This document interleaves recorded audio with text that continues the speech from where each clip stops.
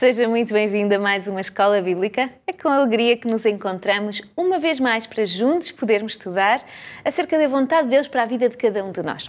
Temos estado a estudar sobre o tema da mordomia, o que é isto de ser um mordomo de Deus, e temos contado com a presença do pastor Daniel Vicente. Olá, muito obrigado por estar aqui connosco uma vez mais. Obrigado, pastora Rita, é sempre um prazer estar contigo. E é com a presença do pastor Daniel Vicente e através do estudo que ele já realizou para nós, para nos poder explicar, que vamos iniciar mais uma escola bíblica, como sempre, com o nosso sumário. Qual é o sumário para hoje? Deus cria e opera através de determinados sistemas ou estruturas. Vamos abrir a nossa Bíblia e ver o que Deus nos ensina acerca disto, o que é que Ele nos explica acerca disto.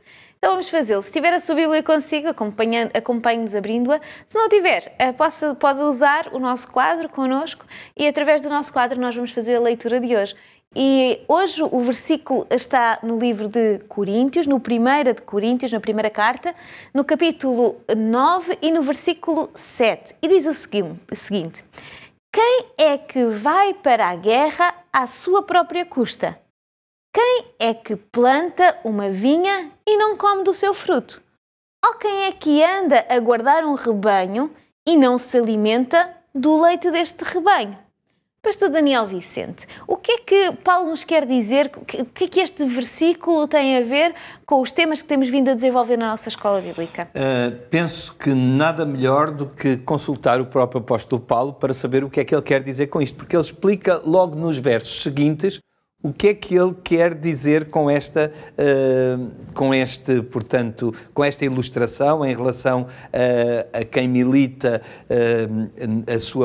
à sua própria custa, ou quem planta e não recebe aquilo que plantou.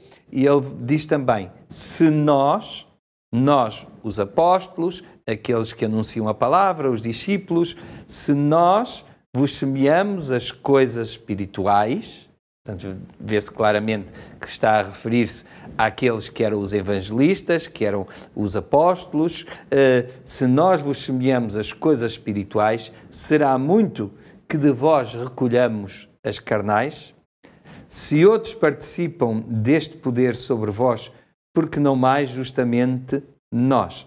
Portanto, ele diz aqui claramente que aqueles que anunciam o Evangelho devem viver do Evangelho. Portanto, não deve haver nada que impeça a pessoa que está a anunciar a palavra de poder, portanto, ter o seu sustento e ter que estar preocupado com outras coisas para obter o seu sustento para anunciar o Evangelho.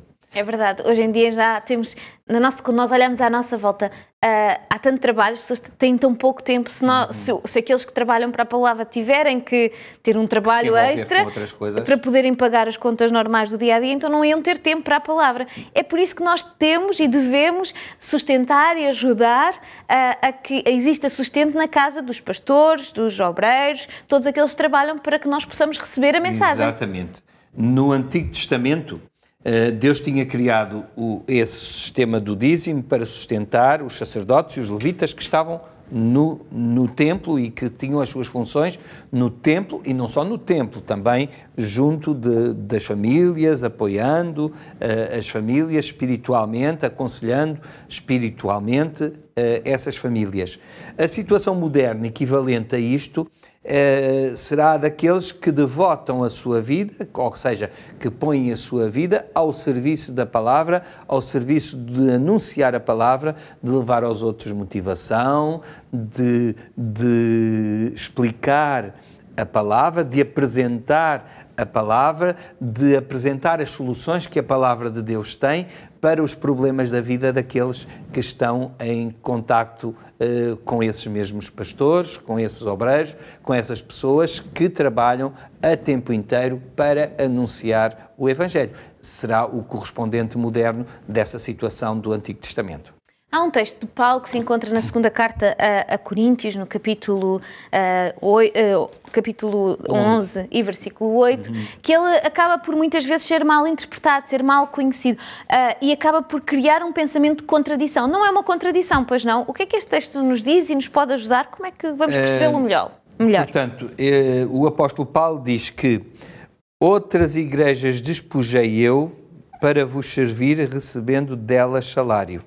Ou seja, ele estava aqui a falar ironicamente, dizendo, estão a ver?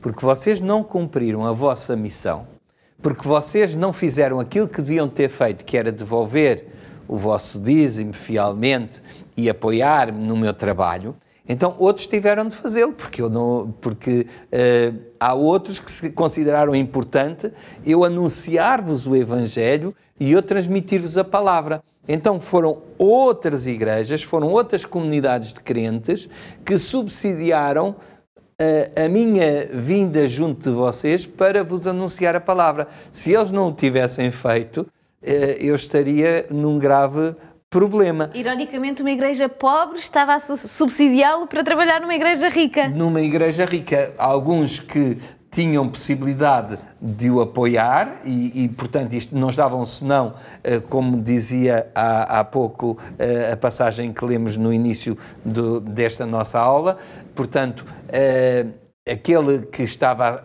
a lavrar a terra tinha que receber o fruto do trabalho que estava a efetuar. Ele estava a lavrar na terra daquelas pessoas, na terra no sentido da sua vida espiritual, ele deveria ter recebido deles, mas não foi isso que aconteceu, mas houve outros que compreenderam essa importância e que mesmo assim o apoiaram. E, portanto, é isso que ele está a dizer aqui, ironicamente. Muitas pessoas têm dúvidas acerca de como é utilizado o dízimo, ou seja, as pessoas dizem, mas depois usam este dinheiro para outras coisas. O dízimo tem um objetivo e ele é única e exclusivamente usado para o objetivo que tem. Não pode ser usado noutra obra, verdade? Não.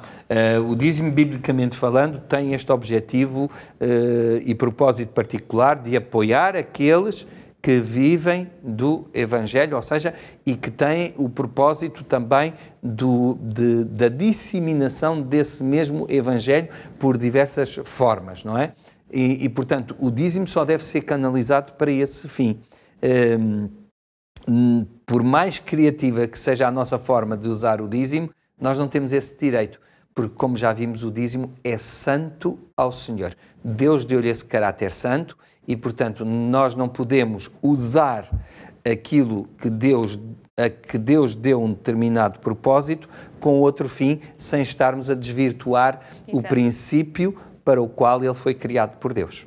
Estamos a tocar em alguma coisa santa, tirando-lhe o respeito que ela deve ter para com... Exatamente. É para apoiar aqueles que foram comissionados pela Igreja para anunciar o Evangelho e para prover os meios para a difusão desse mesmo Evangelho. É importante aquilo que ouvimos, é importante aquilo que retemos.